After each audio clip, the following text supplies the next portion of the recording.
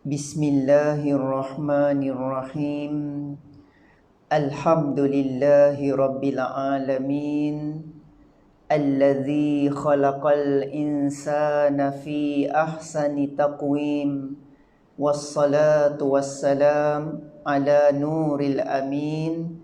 Nabiyyina wa habibina wa syafi'ina wa qudwatina wa zukhrina Nabiyyina wa maulana Muhammad wa ala alihi wa sahbihi ajma'in.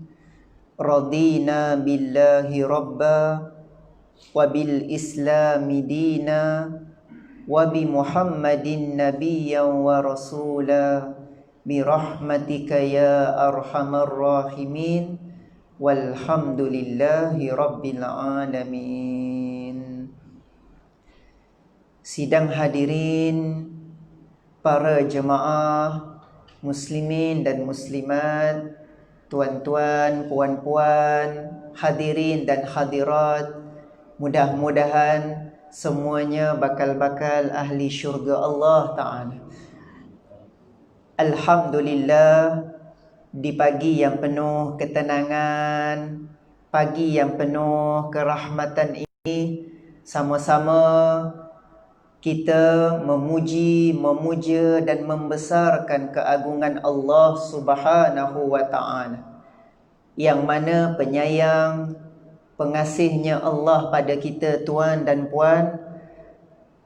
Allah lembutkan hati kita, digerakkan tubuh badan kita untuk sama-sama kita mengimarahkan taman-taman syurga, rumah Allah Subhanahu wa Ta'ala. Ataupun dengan kata lain, kita sedang mengisi rohani kita dengan sebuah yang dinamakan dengan kebahagiaan ilmu. Dan mudah-mudahan kita yang hadir pada pagi ini mendapat buah tangan yang dijanjikan oleh baginda Nabi SAW. Apa buah tangannya, tuan-tuan? La antaghduwa fatata'allama baban minal ilmi khairul lahu min an tusalli mi'ata raka'ah atau kama qala Rasul sallallahu alaihi wasallam. Baginda Nabi bersabda, tuan-tuan, buah tangan hadiah untuk kita pagi ni apa dia? Keluar berpagi-pagian seseorang menuntut ilmu, maka pahala baginya terlebih baik daripada solat sunat 100 rakaat. Allahu Akbar. Cuba kita renung kejap, tuan-tuan. Kita pernah buat ke solat sunat 100 rakaat, tuan-tuan? Macam tak pernah. Bukan macam, memang tak pernah pun. Kita kalau dapat buat tarawih witir 23 rakaat pun bagus sangat dah tu. Kalau dapat buat duha 12 rakaat sehari, solat hajat 12 rakaat sehari, oi, begini dah orang kata.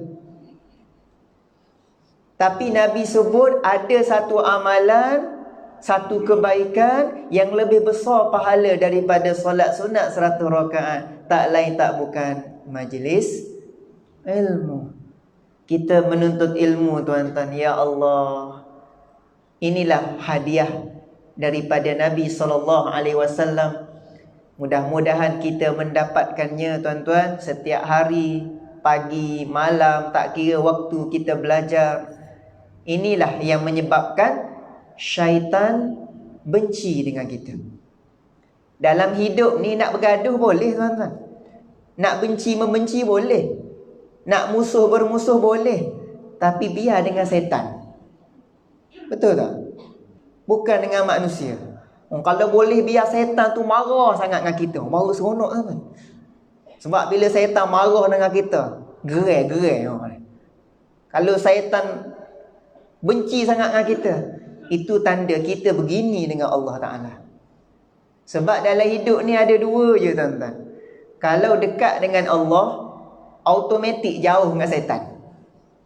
Tapi kalau dekat dengan syaitan, automatik jauh dengan Allah. Dua tu je. Jadi orang yang macam kita, yang hari-hari datang rumah Allah, walaupun dalam keadaan kita mengikut SOP, norma baharu, alhamdulillah masih lagi kita semangat mengimarahkan majlis ilmu. Mudah-mudahan syaitan benci dengan kita dan kita pun anggap dia sebagai musuh. Dalam surah Fatir, sebelum surah Yasin, surah Fatir, ayat yang ke-6, Allah Ta'ala berfirman, A'udzubillahi minasyaitonirrajim, Innasyaitana lakum aduwwun fattakhidhuhu aduwwa. Sesungguhnya syaitan ini musuh bagi kamu dan kamu anggaplah dia sebagai musuh kamu.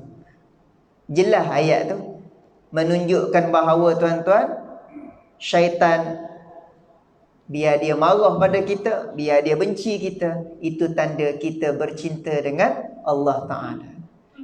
Syaitan dia tak curi motor kita, tuan-tuan. Tak kira lah wai suku ke wai setengah ke.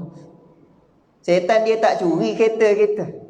Syaitan dia tak curi duit dalam akaun bank kita. Yang syaitan curi apa dia? Yang dia nak curi daripada kita, iman. Tu yang syaitan nak curi daripada kita. Kalau dia tak dapat curi pun, dia dapat kurangkan iman kita pun dah berbangga dah dia. Dia dapat nipiskan iman kita pun dah happy dah dia, tuan-tuan. Makan besar dah dia.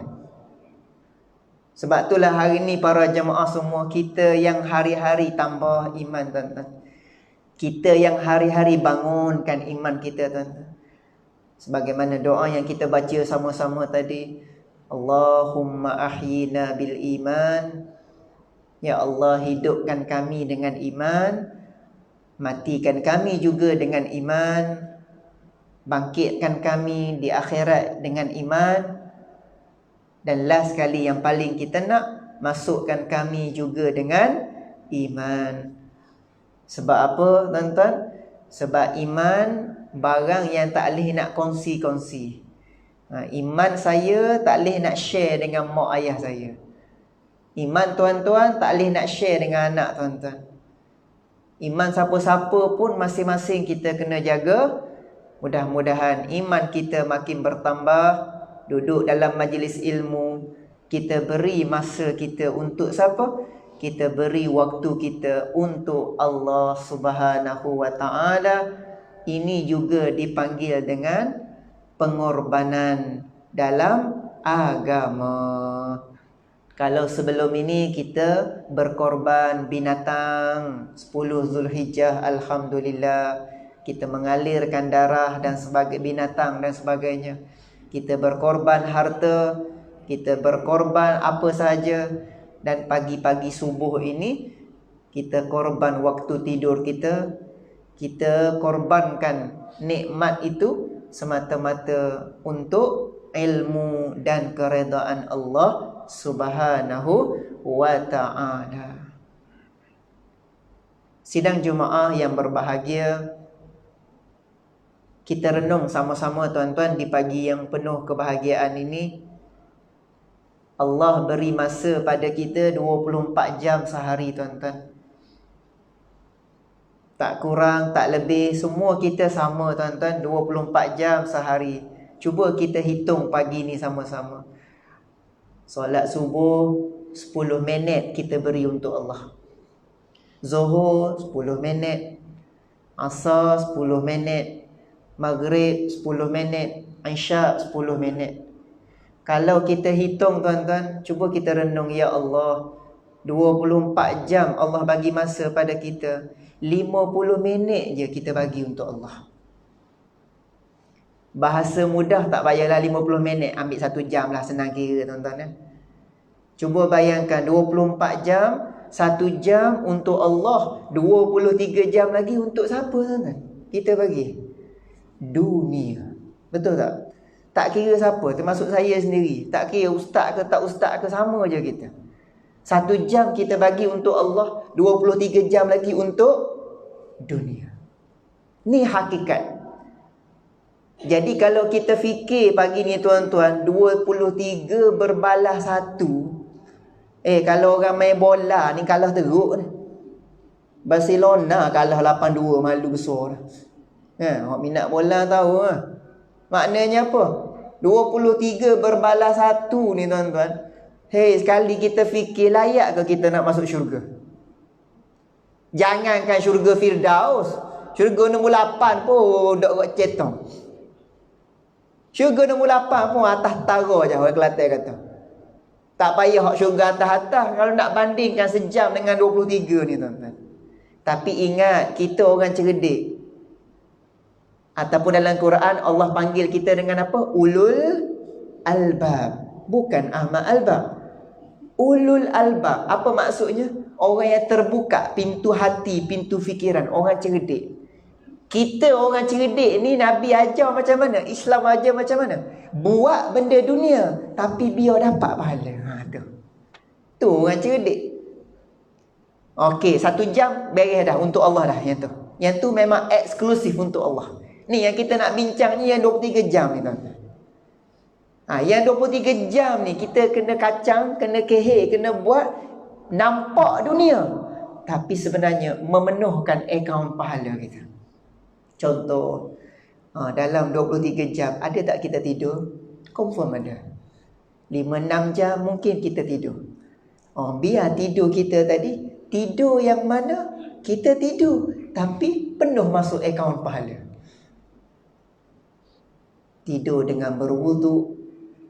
Kalau tak mampu berwuduk pun tidur dengan 3 kul. Tidur dengan ayatul kursi. Tidur dengan doa. Ataupun nak lagi cantik sebelum tidur tu, bersyahadah, maafkan semua orang. Allahu Akbar. 6 jam tidur, penuh masuk akaun pahala. Ibarat kata tak kerja, tak boleh kerja PKP contoh, tapi dalam akaun penuh masuk duit. Ibarat kata macam tu lah. Itu orang yang cerdik. Buat benda dunia tapi dapat pahala. Dalam 23 jam tuan-tuan, ada tak kita bermain? Ada tak kita bersosial? Ada. So biarlah apa yang kita buat. Ada tak kita kerja? Confirm ada kita kerja pagi sampai petang. Biarlah pekerjaan kita 23 jam yang kita buat, zahir nampak dunia, tapi hakikat memenuhkan pahala kita di akhirat kelak. InsyaAllah kita tuai sama-sama. Kita nampak waktu kita di alam kubur, apatah lagi kita di mahsyar dan syurga Allah Subhanahu wa ta'ala. Jadi inilah hijrah yang kita kena buat tuan-tuan. Penghijrahan diri kita daripada orang yang banyak kepada dunia kepada orang yang banyak manfaat dunia dan akhirat. Itulah orang yang ulul albab, sentiasa mengingat pada Allah. Jangan kita tolak dunia tuan-tuan. Ada juga orang-orang hari ni dia kejar akhirat sampaikan tolak terus dunia. Ini silap besar. Ini kesilapan yang sangat besar tuan-tuan. Ambil dunia tak ada masalah. Sahabat-sahabat Nabi SAW apabila hijrah daripada Mekah ke Madinah tuan-tuan, sahabat-sahabat Nabi kebanyakannya jutawan dah kat Mekah tuan-tuan. Jangankan bisnes, Allah, jutawan dah kat Mekah. Bila dia ikut Nabi pergi Madinah, pergi dalam keadaan zero tuan-tuan. Yang dia bawa apa? Ada ke bawa geran tanah? Pergi Madinah hijrah tu. Ada ke bawa harta-harta? Tak ada. Pergi bawa diri, bawa unta tunggangan tu je tuan-tuan. Ataupun kuda. Maknanya sahabat Nabi pergi ke Madinah dalam keadaan zero. Padahal dulu jutawan kat Mekah tuan-tuan. Tetapi bila dia pergi, adakah sahabat-sahabat Nabi semua papa kedana semua kat Madinah? Tidak. Tengok macam mana mereka membangunkan Madinah. Kebetulan Madinah pula dia tanah pertanian. Dia tak sama macam Mekah. Mekah ni tanah gunung ganang. Bukit bukau. Sedangkan Madinah ni dia tanah pertanian. Sebab tu nak beli kurma, beli kat Madinah. Dekat di situ tempat dia. Nak beli buah-buahan, beli kat situ. Sebab tempat dia. Jadi tengok sahabat Nabi ambil dunia. Dakwah-dakwah juga. Bisnes-bisnes juga dekat Madinah. Last sekali sahabat Nabi yang zero tadi pergi ke Madinah, last sekali jadi jutawan semua. Kebanyakannya jadi orang-orang kaya, boleh buat infak harta di jalan Allah Subhanahu wa taala. Ini menandakan jangan tolak dunia.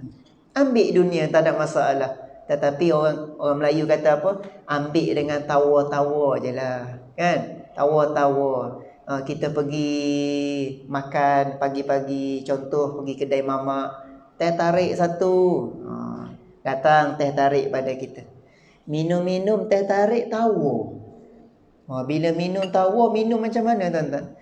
Minum tapi minum gitu-gitu je lah. Sebab tawa.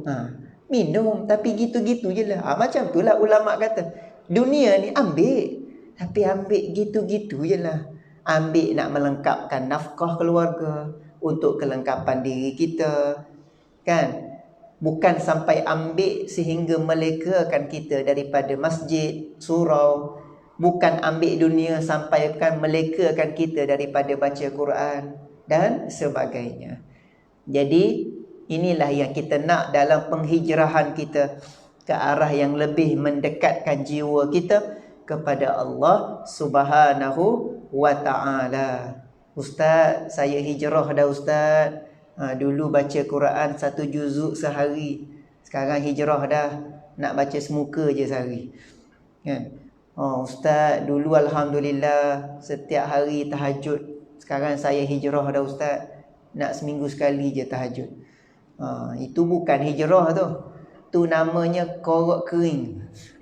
Maknanya apa? Itu maknanya mengarut tu. Hijrah bukannya daripada baik jadi buruk, tapi daripada yang kurang baik kepada yang baik, daripada yang baik ke arah yang terlebih baik. Ingat tuan-tuan, Allah tak pandang siapa kita 10 tahun yang lalu, tapi Allah pandang siapa kita hari ini. Ya, mungkin dulu kita macam-macam, orang yang macam-macam, tapi hari ni orang yang balik kepada Allah. Tubna ilallah wa raja'na ilallah wa nadimna ala ma fa'alna. Setiap hari duduk saja-saja kita baca zikir ini.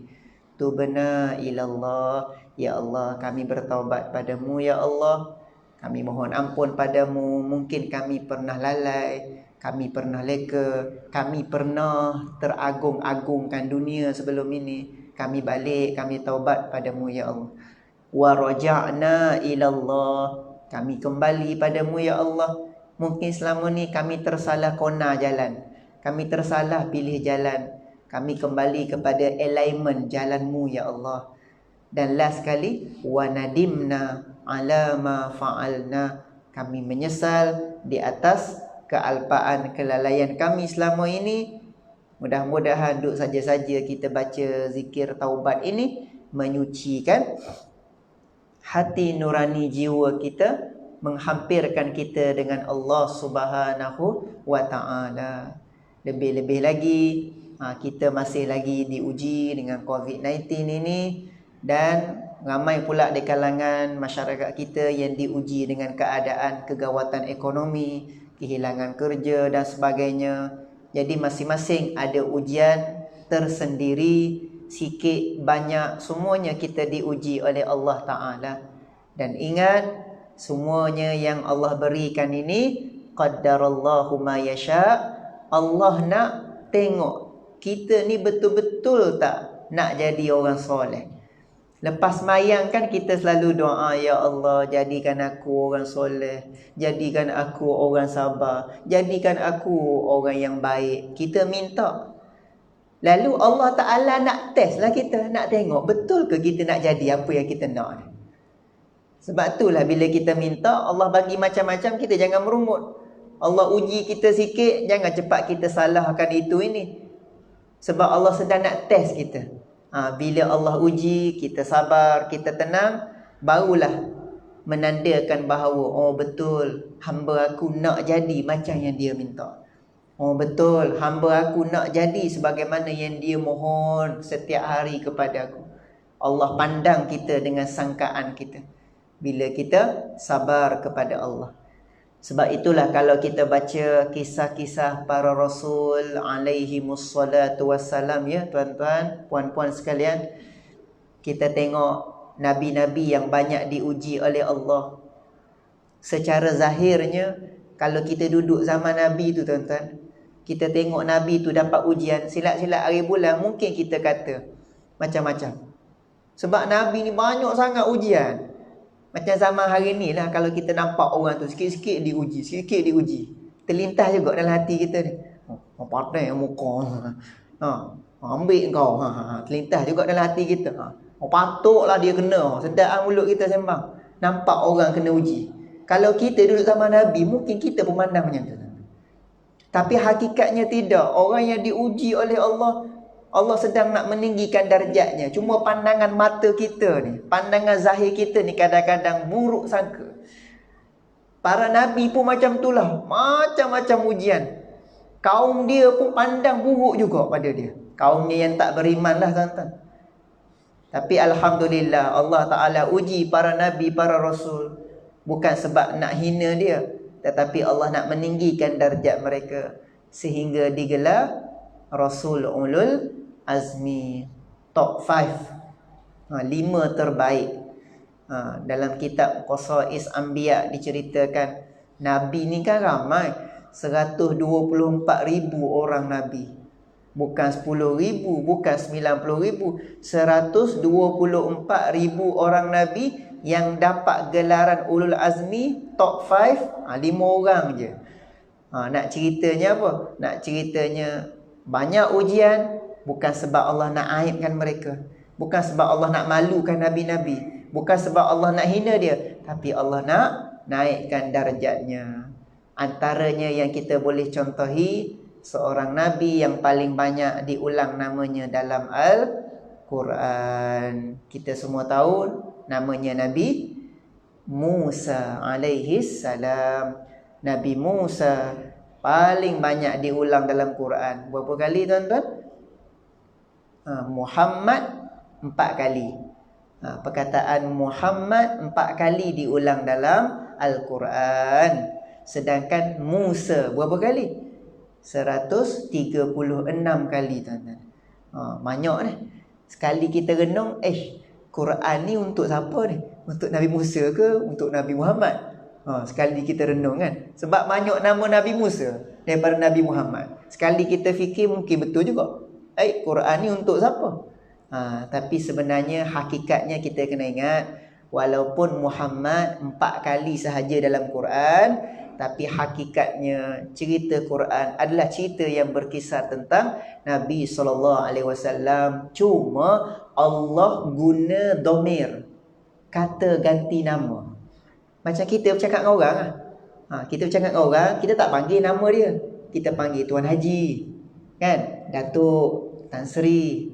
Kalau bercakap dengan Ustaz, Ustaz. Kita panggil, kata ganti nama. Macam tu juga Allah Ta'ala berbicara dengan Rasulullah. Allah panggil Nabi dengan kata ganti nama itu. Engkau wahai Muhammad, kamu. Tapi bila kita nak cerita pasal orang lain, kita sebut je lah nama dia kan. Kita bercakap dengan kawan kita, tiba-tiba nak cerita pasal Ahmad, kita sebut je lah nama Ahmad. Macam tu juga Al-Quran.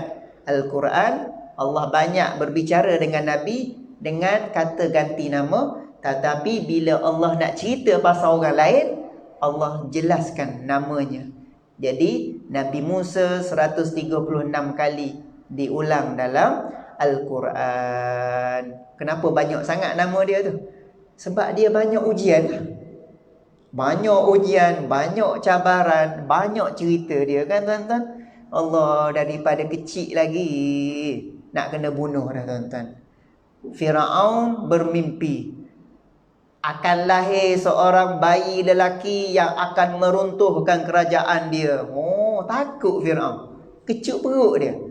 Padahal dia ni kerajaan mengaku Tuhan dah, hebat dah. Semua tunduk dengan dia. Setiap tahun negara-negara mesti bagi ufti, bagi hadiah sempena ulang tahun kelahiran Firaun. Hebat lah dia ni. Semua negara bagi hadiah. Negara pada zaman tu lah. Tetapi bila dia mimpi macam tu, takut dia. Bila dia takut, dia pun buatlah sidang media dengan Astro Mesir waktu tu. Mungkinlah kan. Dia buat sidang media, pengumuman rasmi. Sidang media tergempar. Mana-mana bayi lelaki yang lahir, bunuh semuanya. Allahu Akbar. Termasuklah Nabi Musa yang hampir-hampir dibunuh. Tetapi mak dia alirkan dia dekat Sungai Nil. Akak-akak, puan-puan baru beranak, letak anak dalam sungai, sanggup? Tak kat Sungai Kelang. Sanggup nak buat? Tapi mak Nabi Musa tak ada pilihan dah. No choice, tak ada choice. Tak ada pilihan dah. Itu je yang boleh selamatkan anak dia. Maknanya serah bulat-bulat pada Allah. Kalau hidup, hiduplah. Kalau mati, matilah. Maklumlah letak dalam sungai. Tapi Alhamdulillah Allah selamat. Tengok-tengok bukan tenggelam dalam sungai, masuk dalam istana Fir'aun. Tengok Nabi Musa kan, terbalik pula. Ingatkan mati, rupa-rupanya diambil masuk dalam istana Fir'aun. Fir'aun nak bunuh lagi. Tak jadi. Sebab apa? Bini dia backup. Bini dia pujuk dia, jangan bunuh. Diuji lagi Nabi Musa. Nak minum susu ke? Nak makan emas ke? Nak makan bara api? Lah kali Nabi Musa ambil yang mana? Ambil bara api, gigit bara api, maka berlakulah kecederaan pada bahagian lidah Nabi Musa, sehingga kalau dia bercakap tak berapa clear, tak berapa jelas. Orang Kelantan kata telo sikit.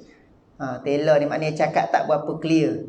Sebab itulah doa Nabi Musa yang kita selalu baca, wahlul uqdatan min lisani yafqahu qawli. Tu doa Nabi Musa, ya Allah rungkaikanlah ikatan di lidahku ni. Sebab tu bila Nabi Musa nak berdakwah kepada Fir'aun, Allah hantar seorang lagi Nabi, namanya Nabi Harun. Sebab Nabi Harun apa kehebatan dia? Afsahu minni lisana. Nabi yang sangat fasih berbicara. Ni dalam Quran Allah sebut. Jadi Nabi Musa dia ada kekurangan pada lidahnya nak bercakap tu. Lalu dihantar Nabi Harun, regukan dengan Nabi Musa, dakwah dengan Fir'aun. Pendek cerita, tak puas hati juga, nak bunuh juga. Last sekali datanglah ujian yang sangat besar bagi Nabi Musa. Nak kena bunuh, dengan betul-betul bunuh dah ni. Dah banyak kali dah ni tak boleh bunuh ni. Lah kali nak bunuh juga. Tengok-tengok bukan anak angkat yang terbunuh, bapa angkat tu yang mampus. Bila dia mampus tuan-tuan? Bila dia terbunuh? 6 hari lagi. 10 Muharram. 10 Muharram ulang tahun kematian Fir'aun. Jangan buat kek pula tuan-tuan. Nanti kan hari Sabtu minggu depan ni beli kek ya, tulis ulang tahun kematian Fir'aun, belah kek ramai-ramai. Jangan duk buat gitu pula. 10 Muharram insya-Allah hari Sabtu minggu depan kita pakat puasa sunat. 10 Muharram pahalanya diampunkan dosa 1 tahun yang telah lepas. Kalau kita tak puasa hari Sabtu minggu depan, malu kita dengan orang Yahudi. Sebab orang Yahudi puasa sunat 10 Muharram. Kita seronok duk kutuk Yahudi, duk kutuk sana sini kan. Jahat. Tengok-tengok dia puasa sunat, kita tak puasa, malu kat orang. Kan? Nabi puasa sunat 10 Muharram. Kita pun samalah, insya-Allah sama-sama tuan-tuan. Nak ceritanya apa? 10 Muharram itulah tanggal ulang tahun kewafatan pula. Kematian, kan? Kematian Fir'aun laknatullahi alaih. Kewafatan mulia sangat kan? Ni dak orang yang dilaknat oleh Allah Subhanahu wa taala. Jadi nak ceritanya apa? Nak ceritanya, masya-Allah, begitu banyak ujian Nabi Musa. Bukan anak angkat yang mati, bapa angkat yang mati dalam tenggelam itu. Nabi Musa ingatkan bila Fir'aun mati, dah habis dah ujian. Dia sangka Fir'aun mati, oh Alhamdulillah, dah habis dah ujian. Tengok-tengok, lagi besar ujian lepas Fir'aun. Ujian apa tuan-tuan? Bani Israel. Allahu Akbar. Bani Israel ni, perangai dia kerah king, degil, sombong, jahat nak mapuh. Maknanya teruk sangat perangai dia ni. Allahu Akbar, sampaikan lawan dengan Tuhan, bongkak dengan Allah Ta'ala. Lepas tu duduk bela ataupun duduk sembah pula lembu Samiri tu. Nak ceritanya Allah lagi berat ujian Nabi Musa. Ingatkan dah okey dah. Lepas tu Nabi Musa diuji lagi dengan cerita Nabi Khidir alaihissalam. Jadi banyak tuan-tuan ujian Nabi Musa ni. Tak peliklah Allah banyak sebut namanya dalam Quran. Dan doa Nabi Musa yang saya nak kongsikan. Bila Nabi Musa banyak ujian kan tuan-tuan, salah satu kehebatannya doa lah. Doa kalau kita diuji, kita baca apa? Yang paling pendek, inna lillah wa inna ilaihi raji'un. Itu yang terbaik bagi kita. Ataupun kita bacalah doa-doa yang lain. Tetapi pagi ni saya nak kongsikan doa Nabi Musa, yang mana Nabi Musa doa tak kala dia diuji oleh Allah. Kalau kita boleh bahasa Arab, kita baca bahasa Arab. Tak mampu, bahasa Melayu, bahasa kita je. Bismillahirrahmanirrahim. Allahumma lakal hamdu wa ilaikal mushtaka wa antal musta'an wa la hawla wa la quwwata illa billah. 4 baris, 4 rangkap doa. Allahumma lakal hamdu, ya Allah, bagi engkau segala puji-pujian. Wa ilaikal mushtaka, kepada engkau aku mengadu segala masalah aku, segala kesulitan aku, kesusahan aku. Wa antal musta'an, engkau tempat aku minta tolong ya Allah. La haula wa la quwwata illa billah, tiada daya, tiada kekuatan melainkan kekuatanmu ya Allah. Itu namanya doa rintihan seorang hamba, seorang Rasul Musa kepada Allah Azza wa Jal. Jadi tuan-tuan, kita pun boleh amalkan selain daripada doa inna lillah wa inna ilaihi raji'un yang kita selalu amalkan itu. Jadi nak ceritanya apa dia? Ketenangan, kesabaran itu, akhirnya Allah angkat darjatnya menjadi ulul azmi di sisi Allah Subhanahu wa ta'ala. Begitulah juga para jemaah sekalian, seorang Rasul yang mana Allah sebut namanya 69 dalam Al-Quran. Siapa dia tuan-tuan? 69 kali Nabi ni Allah ulang namanya dalam Quran. Dia pun antara Nabi yang power juga, kan, yang sangat-sangat hebat. Dialah yang bina Kaabah untuk kita, kan? Nabi Ibrahim alaihissalam, yang mana kisahnya glamour pada bulan Zulhijjah yang lalu. Berapa kali tuan-tuan nama Nabi Ibrahim? 69 kali diulang oleh Allah. Kalau kita buka juzuk 13, ada namanya surah Ibrahim. Jadi Nabi Ibrahim pun sama, banyak cabaran, banyak ujian. Kita lahir-lahir, ayah kita mungkin kerja cikgu. Tuan-tuan lahir, ayah tuan-tuan mungkin kerja doktor, engineer, kerja petani, peladang dan sebagainya. Tapi ayah Nabi Ibrahim, tengok-tengok ayah dia tukang juru ukir berhala, kan? Nombor 1 pada waktu itu. Tempat lahir Nabi Ibrahim kat mana? Babylon. Pernah dengar kan? Taman tergantung Babylon, kerajaan Babylon dekat Iraq. Sekarang Iraq lah. Dalam Quran Allah sebut Bibabil, kan? Babil. Namanya negeri Babil. Taman tergantung Babylon. Sekarang di Iraq. Itulah tempat lahir. Jadi dekat Babylon tu, dekat Babil itu, tukang buat berhala paling hebat ayah Nabi Ibrahim. Namanya Azar. Jadi tuan-tuan tengok, Nabi Ibrahim maknanya sebelum dakwah pada orang lain, kena settle ayah dulu. Maknanya cabaran bagi dia, kan? Allahu Akbar. Wa idh qala Ibrahim li abihi Azar. Jelas Allah sebut nama ayah dia.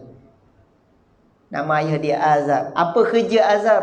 Atatakhizu asnaman alihah. Kerja dia tadi juru ukir, buat berhala. Daripada sekecil-kecil berhala sampai yang paling bapak, paling besar pun ayah dia yang buat.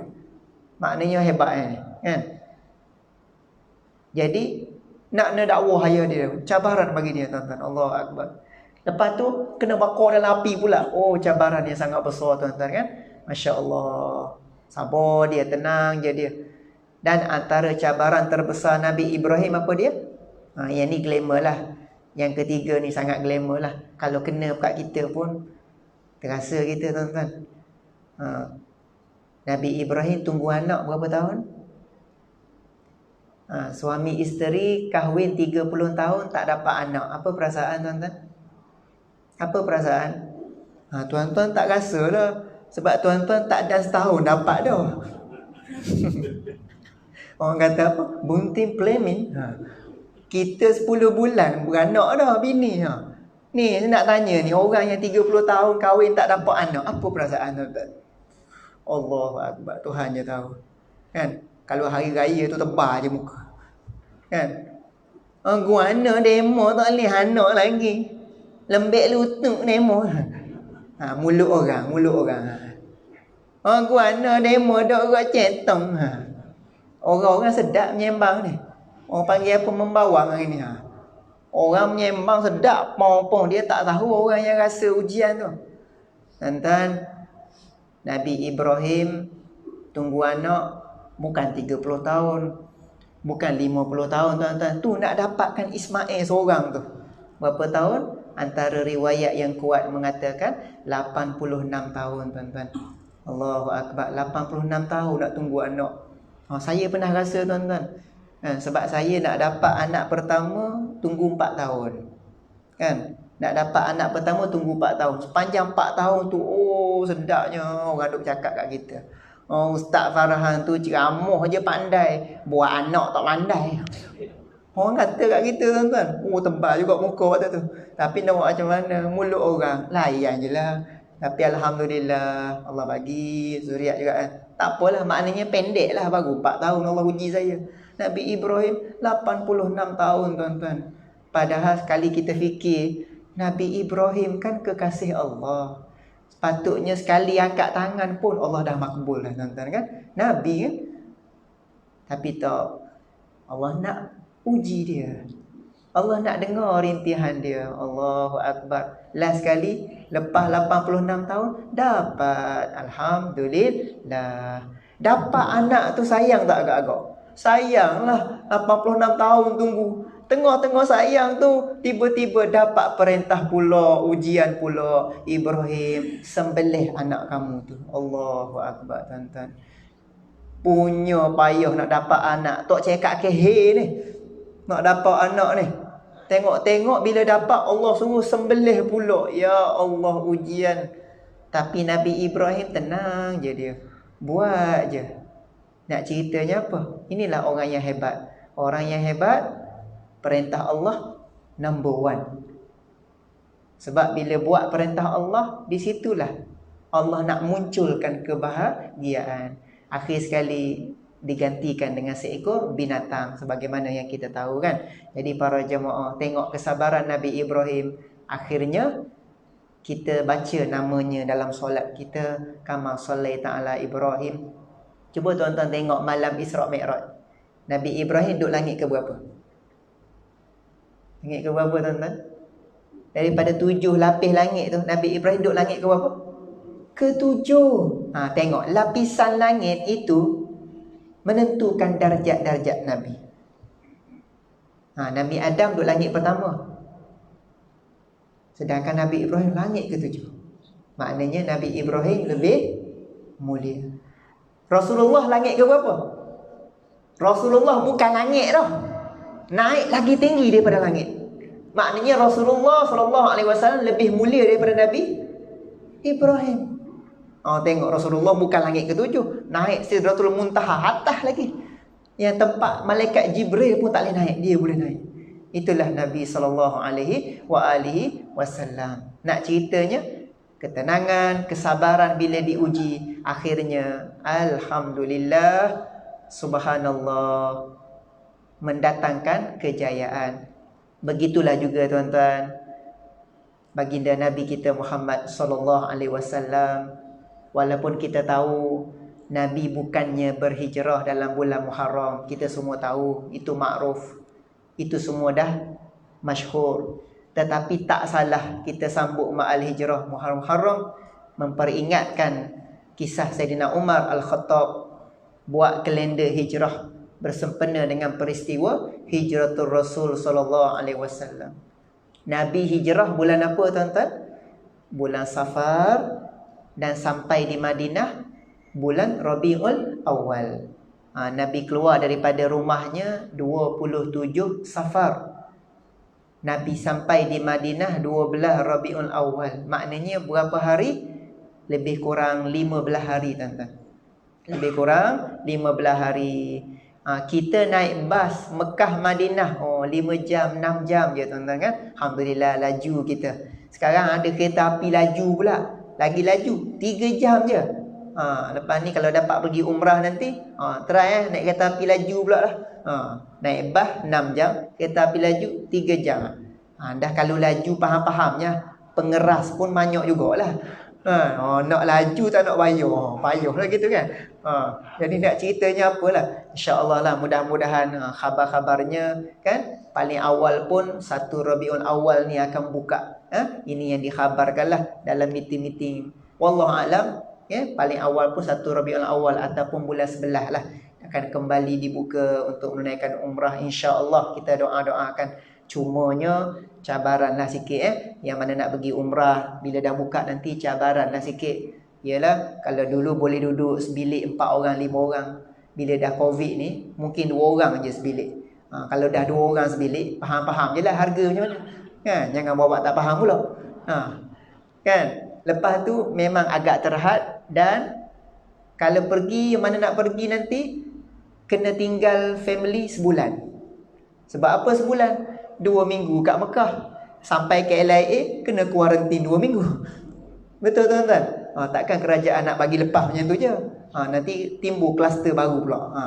Kan, kluster umrah pula nanti kan. Jadi balik umrah sampai ke LIA kuarantin pula 2 minggu. Duit sendiri. Jadi lebih mencabar lagi lah. Kena tinggal keluarga lama sebulan. Lepas tu fulus pun bertambah. Tapi tak apalah. Orang kata asal dapat pergi, orang kata kan. Tapi tak apa, mudah-mudahan kita doakan Allah angkat wabak ini dan dapat kita mudah ke sana seperti dulu-dulu, insya-Allah. Jadi nak ceritanya apa tuan-tuan? Nabi SAW hijrah ke Madinah. Sabar Nabi tuan-tuan. Kenapa sabar? Tuan-tuan ingatkan Nabi ni tak rindu ke kat Mekah? Kita pergi Mekah 8 hari tuan-tuan. 8 hari kat Mekah. Kan biasanya 4 hari Madinah, 8 hari kat Mekah.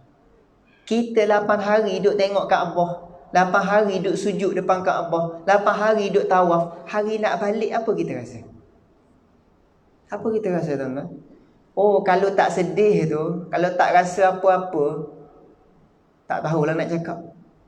Biasanya kalau kita nak balik tu, Allah, tawaf wada' pun kadang-kadang tawaf dengan air mata. Rindu nak tinggalkan Kaabah ni tuan-tuan. Cuba kita bayangkan Nabi SAW. Nabi duk berdamping dengan Kaabah bukannya seminggu tuan-tuan.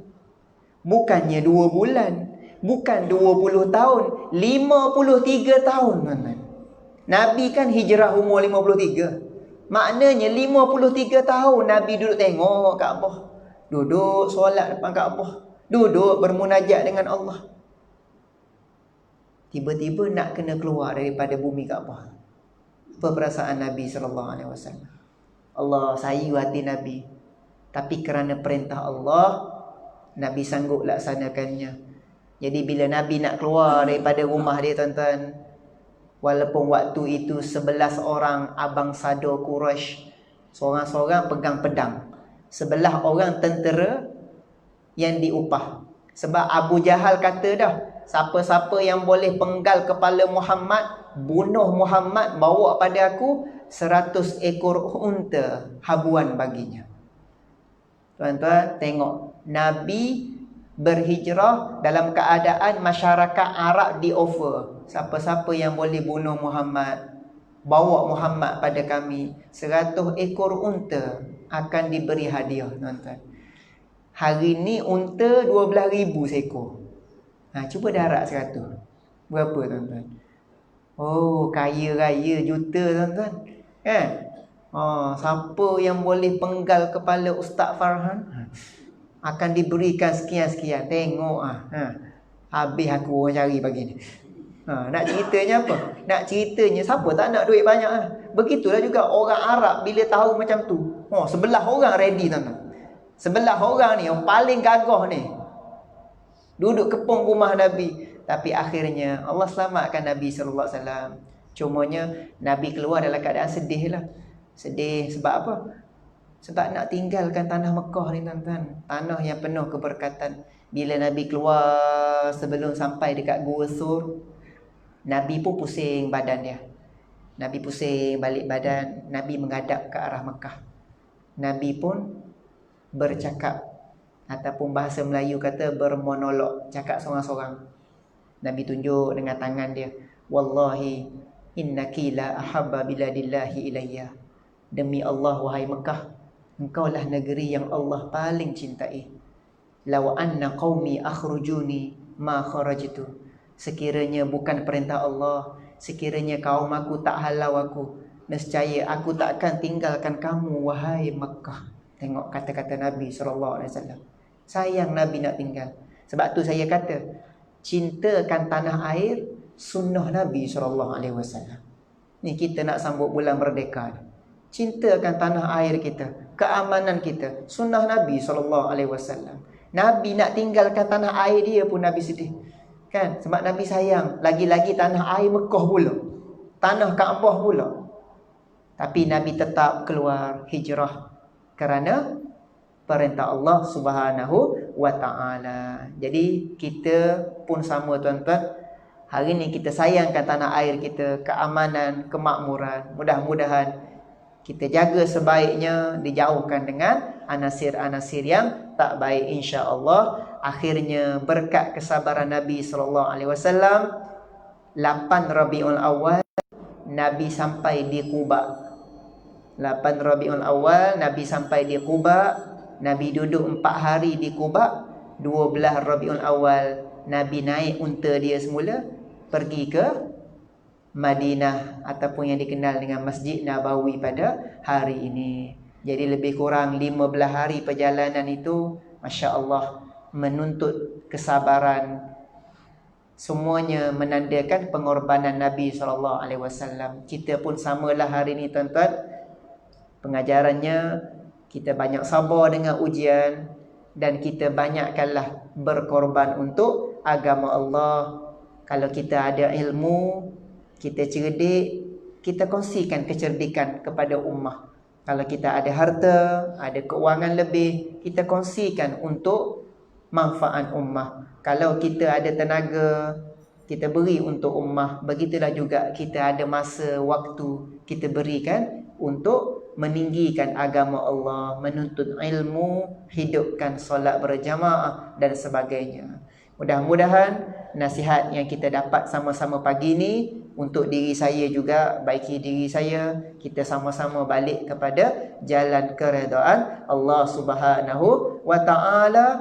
Mudah-mudahan panjang umur kita dalam kebaikan, dan kalau kita mati pun sebagaimana mati dalam doa yang kita baca lepas solat subuh tadi, ya Allah, matikan kami dengan kalimah la ilaha illallah Muhammadur Rasulullah sallallahu alaihi wa alihi wasallam.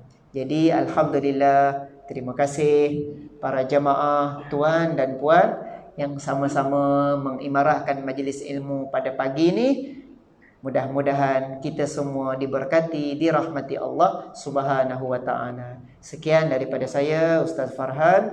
Aqulu qawli hadza wa astaghfirullahal azim li wa lakum. A'udzu billahi minasyaitonir rajim. Bismillahirrahmanirrahim. Subhanakallahumma wa bihamdika asyhadu an la ilaha illa ant astaghfiruka wa atubu ilaik. Allahumma inna nas'aluka ilman nafi'a wa rizqan tayyiba وعملا متقبلا اللهم نور قلوبنا بنور هدايتك كما نورت الأرض بنور شمسك أبدا أبدا برحمتك يا أرحم الراحمين وصلى الله على نبينا محمد وعلى آله وصحبه أجمعين والحمد لله رب العالمين والله أعلم اهدنا الصراط المستقيم والسلام عليكم ورحمة الله وبركاته.